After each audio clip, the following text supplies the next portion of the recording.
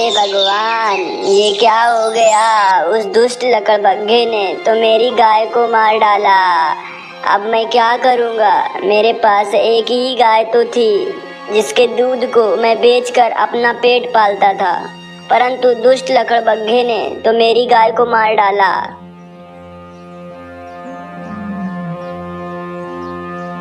रात होते ही वह दुष्ट लकड़बग्घा फिर से अपनी भोजन की तलाश में निकल पड़ता है।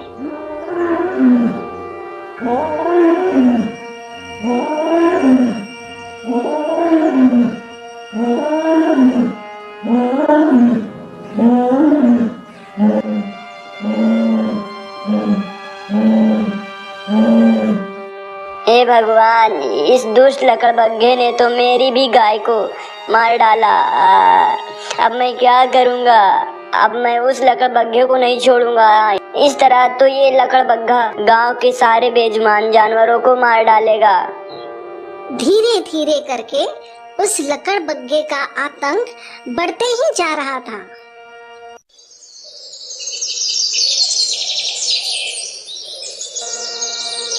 अगले दिन यह बात गांव के राजा रघु प्रताप जी को पता चलती है। तभी राजा साहब अपने मंत्री से कहते हैं, मंत्री जी, ये मैं क्या सुन रहा हूँ। क्या यह सच है कि गांव के लोगों की गायों को एक लकड़बग्घा बड़ी बेरहमी से मार रहा है? हाँ महाराज, ये सच है। रात के समय वह दरिंदा लकड़बग्घा लोगों के जानवरों को मारकर और वहाँ से भाग जाता है।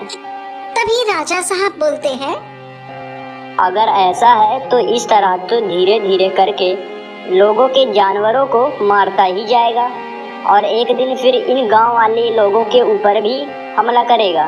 नहीं नहीं मंत्री जी, हम ऐसा हरगिज़ नहीं होने देंगे। सेनापति, तुम लोग आज रात होते ही तुम लोग उस लकड़बग्घे के ऊपर कड़ी नजर रखना और जैसे ही वह लकड़बग्घा दिखे उसे मारकर मेरे पास ले आना। अगर तुमने उस लकड़बग्घे को मारकर मेरे पास लेकर आए तो मैं तुम्हें 10,000 स्वर्ण मुद्राएं दूंगा। आशा करता हूँ कि तुम इस काम में कामयाब होगे। तभी उस सेनापति ने कहा, जी महाराज, आप बेफिक्र रहिए। जैसा आपने कहा है मैं वैसा ही करूँगा।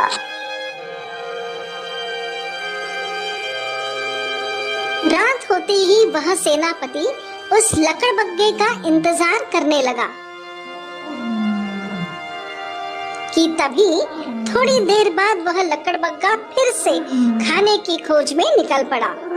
कुछ ही देर बाद वह लकड़बग्घा वह जगह पर पहुंचता है जहां पर वह सेनापति उस लकड़बग्घे का इंतजार कर रहा था। उस लकड़बग्घे को आते देख सेनापति ने मन ही मन में कहा, अरे बाप रे बाप, तो ये है वह लकड़बग्घा जो गांव वालों के जानवरों को मार रहा है। बाप रे बाप, ये तो देखने में बड़ा ही खतरनाक लग रहा है।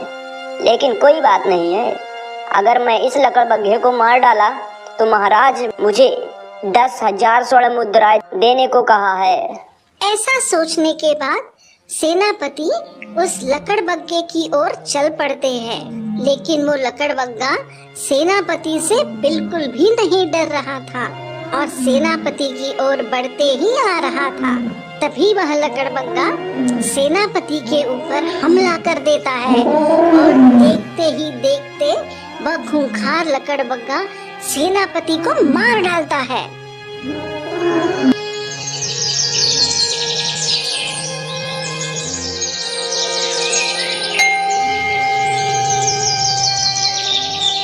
अगले दिन यह बात राजा रघु प्रताप जी को पता चलती है। तभी राजा साहब मंत्री जी से कहते हैं, मंत्री जी, इस तरह चलता रहा तो वह लकड़बग्घा एक दिन पूरे गांव वालों को ही मार डालेगा। मंत्री जी कुछ कीजिए जिससे वह लकड़बग्घा मारा जाए। तभी वह मंत्री जी कहते हैं, महाराज, वह लकड़बग्घा बहुत ही खतरनाक है। उसको ऐसे ही मारना कोई आम आदमी के बस की बात नहीं है। उस लकड़बग्घे को वही आदमी मार सकता है जो बिल्कुल ही निडर और हिम्मत वाला हो।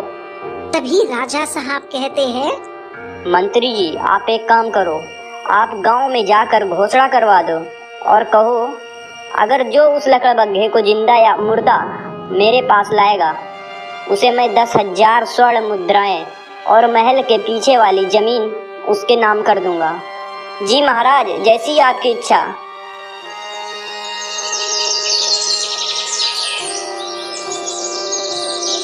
अगले दिन मंत्री जी और सेनापति गांव में घोषणा करते हैं। सुनो सुनो सुनो गांव वालों, राजा रघुराज प्रताप जी का आदेश आया है। जो भी उस दरिंदा लकड़बग्घे को जिंदा या मुर्दा पकड़कर महाराज के पास लाएगा तो महाराज उसे 10,000 स्वर्ण और महल के पीछे वाली जमीन उनके नाम कर देंगे। वह लकड़बग्घा इतना खतरनाक था कि किसी की हिम्मत ही नहीं पड़ती थी कि उसे कोई मारकर राजा साहब के सामने पेश करे।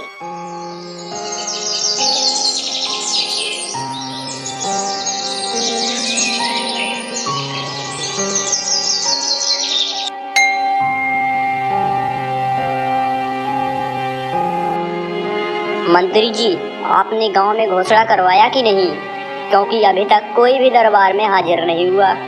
मंत्री जी बताइए, क्या आपने घोषणा किया था? हाँ महाराज, मैंने गांव में घोषणा करवाया था, परंतु वह लकड़बग्घा इतना ज्यादा खतरनाक है कि किसी की भी हिम्मत नहीं पड़ी कि उसे कोई पकड़ने के लिए आगे बढ़े। परंतु मंत्री जी, अगर ऐसा ही रहा तो वह लकड़बग्घा हमारे पूरे गांव वालों का विनाश कर देगा। महाराज, एक उपाय है, फिर शायद कोई उस लकड़बग्घे को मारने के लिए आगे बढ़ेगा। महाराज, मुझे लगता है कि आप अपनी शर्त को बढ़ावा दें, तभी कोई उस लकड़बग्घे को मारने के लिए आगे बढ़ेगा। तभी राजा साहब कहते हैं, आप सही कह रहे हो मंत्री जी, मुझे लगता है मुझे अपनी शर्त को बदल देना चाहिए। मंत्री जी, वैसे भी मुझे अपनी पुत्र के लिए एक निडर और महान व्यक्ति की खोज है, जिससे मैं अपनी पुत्री का विवाह करा सकूं।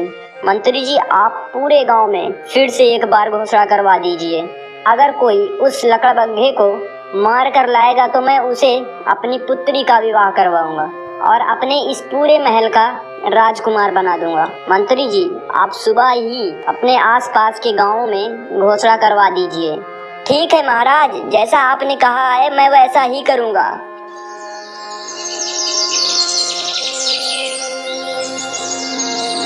अगली सुबह मंत्री जी फिर से गांव में घोषणा करने के लिए जाते हैं। सुनो सुनो सुनो, राजा साहब ने अपनी शर्तें को बदल दिया है। महाराज ने कहा है कि अगर कोई उस दरिंदा लकड़बग्घा को पकड़कर महाराज के पास जिंदा या मुर्दा पेश करेगा, महाराज जी उसे स्वयं अपनी बेटी राजकुमारी का विवाह उसके साथ करा देंगे।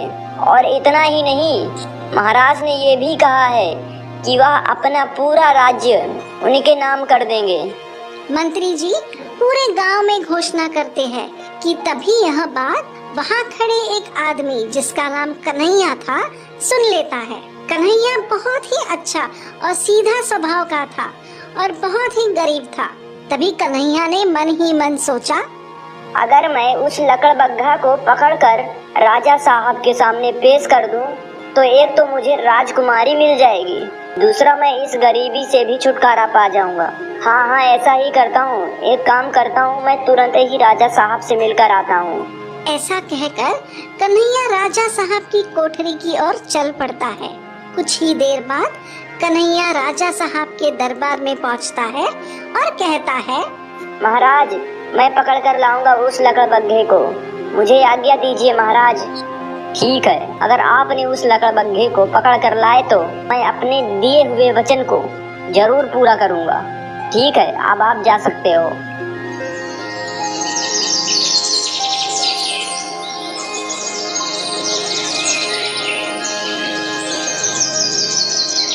तभी कन्हैया हथियार को लेकर उस लकड़बग्घा को ढूंढने जंगल की ओर चला जाता है।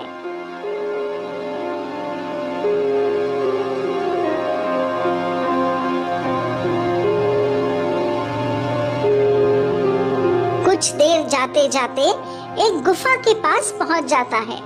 गुफा के पास पहुंचते ही उसे किसी दूसरे प्राणी के पैरों के निशान दिखाई पड़ते हैं। तभी कन्हैया उस पैरों के निशानों का पीछा करता है। पीछा करते करते कन्हैया एक गुफा के अंदर पहुंच जाता है। तभी वहाँ पर देखता है कि वह लकड़बग्गा उसी गुफा में एक गाय को मारकर खा रहा होता है। तभी कन्हैया ने कहा, अरे बाप रे बाप, ये तो वही लकड़बग्घा है। आज मैं इसे नहीं छोड़ूंगा। इसने पता नहीं कितने बेजुबानों को जिंदा मार डाला है। आज मैं इसे नहीं छोड़ूंगा। इतना कहकर कन्हैया उसे मारने के लिए आगे बढ़ा। तभी वह लकड़बग्घा भी कम नहीं था, वह भी आगे की ओर बढ़ा। तभी कन्हैया ने अपना हथियार उसके सीने में दाग दिया और वह लकड़बग्घा तुरंत वहीं पर अपना दम तोड़ देता है। उसके बाद कन्हैया उस लकड़बग्घा को अपने ऊपर लाद लेता है और फिर राजा साहब की कोठरी की ओर निकल पड़ता है।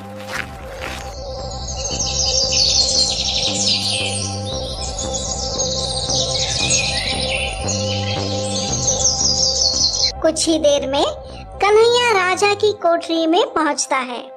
उसे आते देख राजा अचंभित रह गए और फिर कहते हैं, वाह पुत्र, मान गया तुम्हें। तुम एक बहादुर और हिम्मती मनुष्य हो। पुत्र, जो काम अपने इस पूरे राज्य में कोई नहीं कर पाया, वह तुमने कर दिखाया। पुत्र, मैं तुमसे बहुत प्रभावित हुआ।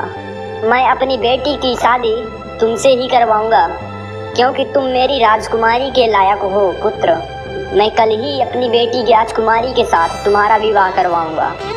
और इस तरह से राजा साहब ने बड़ी धूमधाम से कन्हैया और अपनी पुत्री राजकुमारी का विवाह कर देते हैं।